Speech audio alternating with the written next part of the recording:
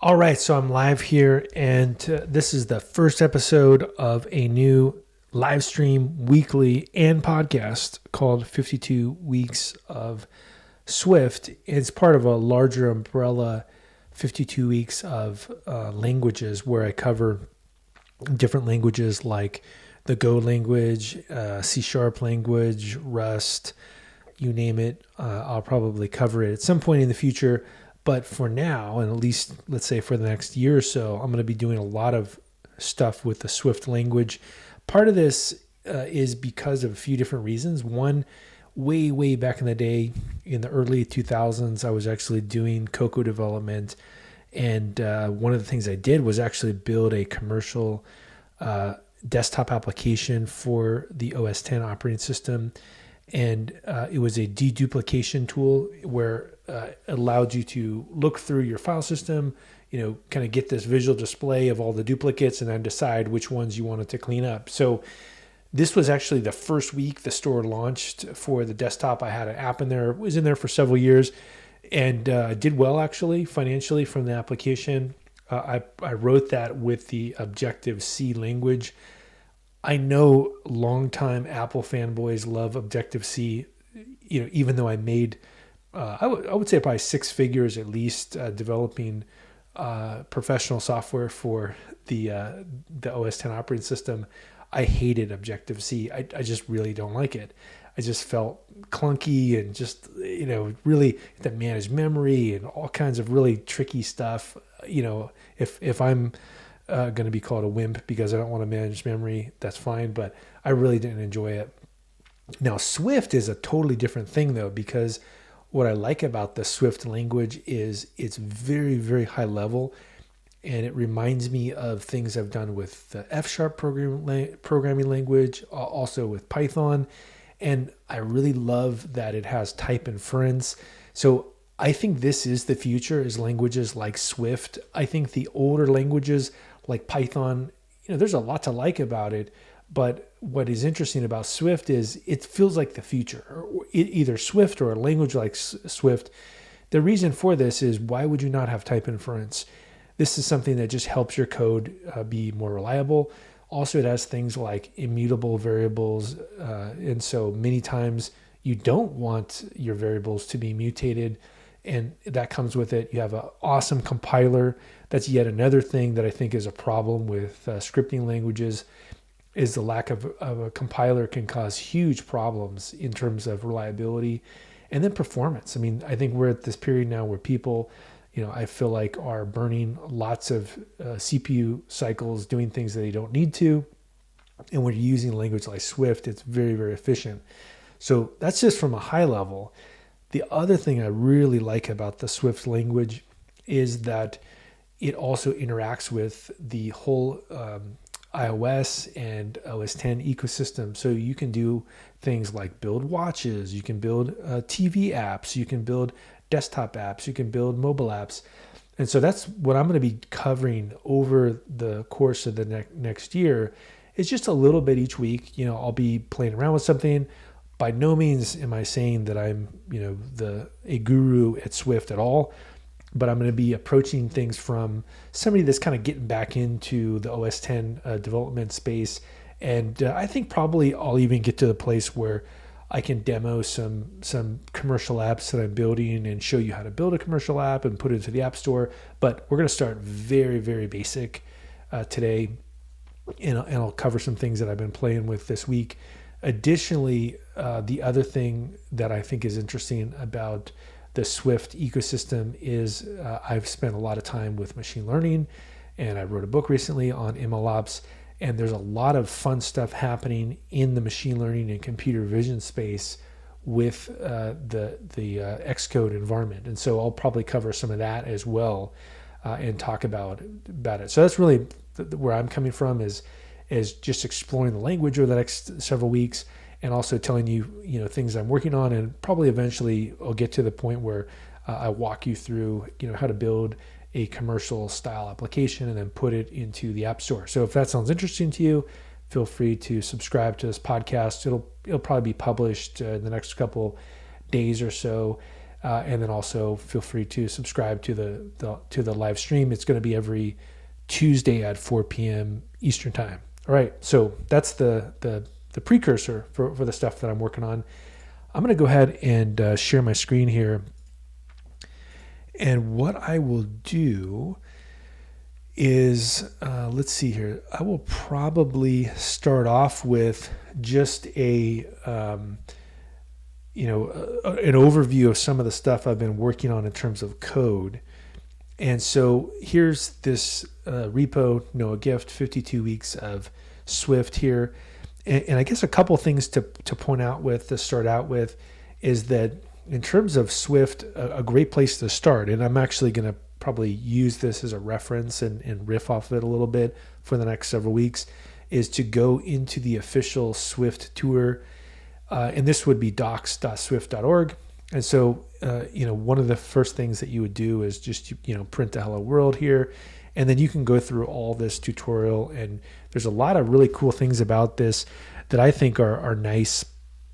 And in particular, what's nice about it is that in this getting started guide here, you can actually walk through, every single thing that you can do in terms of Swift, including installing it, using a REPL, using a package manager, and then also just the documentation, right? So like the Swift language, how does it work, language guide.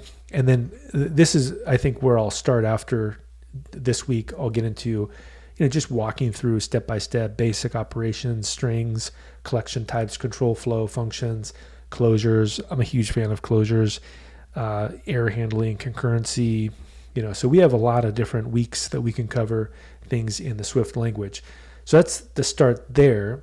The other thing that I'm going to walk you through as well is how to use the playground, which in my opinion is probably the best way to get started with Swift, is that I'm going to go through here and I'm going to launch this playground, and then I'm going to just build out some code and just kind of walk you through step by step, how things work. So I think a good place to start then would be to go ahead and do that. So I'm going to stop sharing this screen, and I'm going to switch over to a Xcode screen. So I'm going to go ahead and launch that real quick, and I'm going to say File, New, Playground, and then we'll just start from this screen. So let's go ahead and stop this screen, share a new one, which will be the Xcode playground. All right, so you can see here that I've selected a new playground, and what's nice about this playground here is that it gives me the ability to, build out whatever it is I need to build out in an interactive fashion. And what I like about this style is it's similar to things like, for example, a Jupyter Notebook or Colab. And so I'm going to go ahead and say blank here, go next, and then I could just put this somewhere. I'll just put this into, I don't know, like the top of my drive and say like, temporary or something, just so I can get rid of it later. Or temp, here we go, that's easy. And the first thing that I would recommend doing when you get into this playground is just kind of making things comfortable for you so that you have enough space to see everything that's going on. And so that could be bringing things, the screen around, turning things around. But to start with, you'd want to import Cocoa, and then you would set up a mutable variable like var. So in this case, it'd be var greeting, hello playground. There we go. We've got this thing running. And what'll happen is when you're inside of this environment with Swift, on the right, it will go through and it will show you, whatever it is you're building, like hello playground, inside of here. And so what I'm going to do next, though, is I'm going to go through and just build out some different things inside. So I'm going to first start off with the variables, right? And so inside of here, just to point out here the differences between other languages, if I say var name is equal to Marco, right? This would be a mutable variable, and I can do shift return, and it will go and print it out. If I say let's, and I put a name in here, and we just say Polo, what's different between var and let is immutable. And as I mentioned earlier, immutable is awesome because it really protects you from, weird bugs that are unintended. And so if I try to change this variable, this immutable variable last, and I say like Bob or something like this, it's going to blow up, right? It won't let me do it. And in fact, the playground says cannot assign to value last is a let constant. So that's pretty cool, right? That I have that protection built in there. The other thing that I think is a cool thing to cover is this concept of phrases inside of the Swift. And this is something you do all the time when you're building command line tools, or you're building some kind of a template, or whatever it is you're building. And so how do we do this? Well, I'm going to make 2 examples here. I'm going to say fruit 1, and we'll say apple. And then I'll go through here and I'll say fruit 2. And this one will be a orange. And I'll use let, right, for to make them a constant. And then what I'll do is I'll say let snack, and I'll say I like to eat in, and then I put this slash here. And the reason for this is that I can put inside of the parentheses the variable I want to substitute. I like to eat a, and then I just put in whatever fruits that I want to handle here. So this is what's kind of cool about this, is it's slightly different string formatting than other languages, but you can see here it's just a slash and then parentheses, boom. We've got a statement here. Now, what if I want to create an array and a dictionary? Very common. I mean, every language that you can think of has both an array and a dictionary. Bash has this, Z Shell has this, PowerShell has this, Python has this, C#. Every language has this concept of an array and a dictionary. And so what we're going to do is we'll just try out both. We'll say array and dictionary, right? And then inside of here, we can just go through here and just build things out. And in fact, I'll just be lazy and just put some code I already have here. And so what I do is I say var fruits, and I put them inside of these square brackets, apple, orange, cherry. And then to access one of the fruits, I can just say the index, right? So it would be 0 indexed, which would mean the first thing. And then if I want to append something to it, I can actually go through here and say fruits.append, and then it'll put it into this. Again, what's awesome about this is I have really good, ability to play around with this by using this environment, this playground.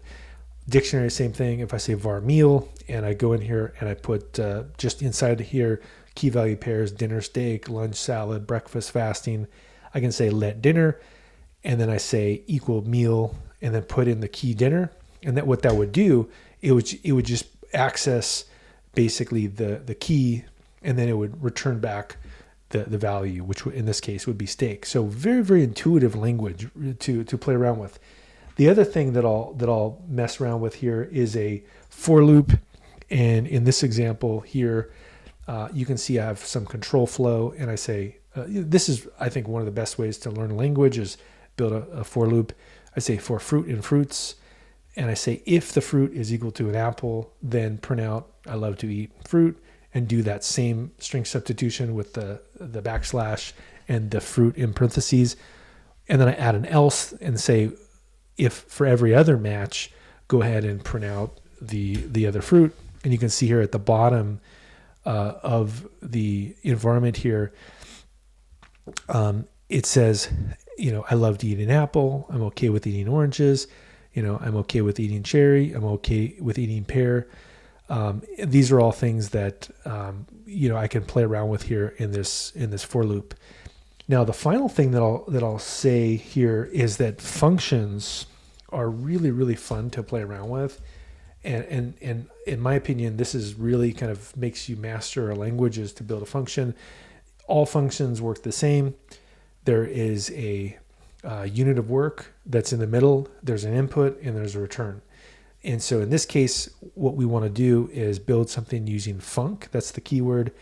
I put in the word Marco Polo, and then with a language like Swift, it will ask me to declare the type of the input. And I'm going to say it's a string, and then I also say I want to return back a string, and then I say var greeting is equal to no. So I set up a default greeting, and then I say if the name that's passed in, the string that's passed in, matches Marco, so it's equal, then return back the greeting Polo. So mutate that variable and return it back.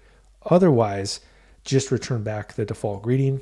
And so if I do this, and it won't run, because all it is defining what would happen if I call it. In order to invoke it, now I need to test it out. And so we can just go through here and we can say Marco Polo and put in, the word Marco, and this will return back Polo. If I want to say Marco Polo and then put in, another name like Bob, this will return back no, right? So very good way to play around with things. And in fact, structure your code. I think building functions out like this is a great way to logically, test out an idea. In fact, this code space is this playground here is so fun that, why not just build out, your functions, your for loops, try these different ideas out, and then later you can build it into a new project. So what I'm going to do next here is I'm going to kill this for a second. And now I'm going to open up a new Xcode project, and I'm going to say new project, and I'm going to share my screen again here. And what I'm going to build out is a command line tool. This is another thing I was working on this week. And so if we go to command line tool here, we just say next, and we could just call this product something. We'll just call this, CLI. That looks good.